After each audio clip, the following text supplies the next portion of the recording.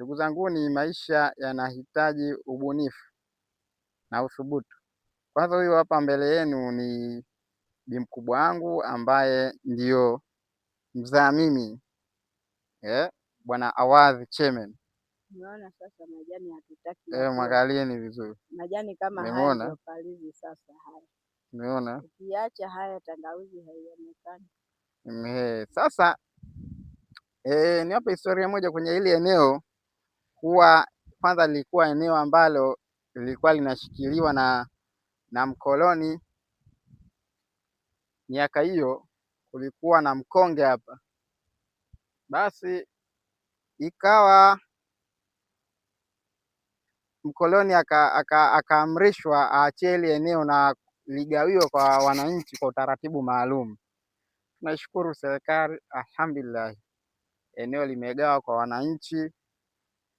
Baada ya kugawa kwa wananchi, watu wakapata kila mtu sehemu yake kwa utaratibu maalum, lakini ili eneo ikawa kama vile watu wanalichezea, kama watu wanalichezea.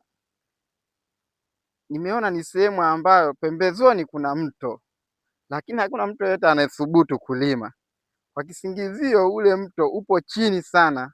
Kwa hiyo huwa amezoea kulima vilimo vya kumwagilia au vya kutegemea mvua. Kwa hiyo wanategemea mvua pekee. Akasema bana, huku hii ardhi kutegemea mvua peke yake huwezi ukatoboa. Sasa basi mimi kwa kuwaza akasema kama kuna mto pembezoni, kwa nini nisifanye kitu hapa? Umeona? Kwa nini nisifanye kitu ambacho kitawafumbua macho wengine? Basi mimi nikafikiria katika kuingia kwenye mitandao, napenda kujifunza. Nikaona China sehemu moja hivi wanamwagilia mashamba yao kwa kutumia mipira na wanaweka kitu kinaitwa spenga. Kwa hiyo wanafanya kilimo cha umwagiliaji na mipira ile. Kuna sehemu wanaenda kuitegesha, sio kwamba wanapimba visima, kuna sehemu wanaenda kutegesha. Basi nikaongea na wazazi wangu, nikamwambia bwana, nataka tufanye hivi na hivi na hivi na hivi, na wenyewe wakakubaliana na wazo langu. Kama mnavyoona, angalia kule, kama mnavyoona sasa hivi hapa, kama mnavyoona sasa hivi watu wengi wameanza kujenga, lakini mimi nikaja na ubunifu, nikaanza kulima na nimelima alhamdulillah. Mahindi ndio kama mnavyoona. Sehemu zingine hakuna mahindi kabisa, kwa sababu hawakutaka ubunifu wao. Hawakuweza kufikiria kwamba hii sehemu hawakuweza kufikiria kwamba hii sehemu ipo siku inaweza ikapandwa zao lolote likavunika. Wamezoea hii sehemu ni ya mkonge tu. Nadhani mnaona.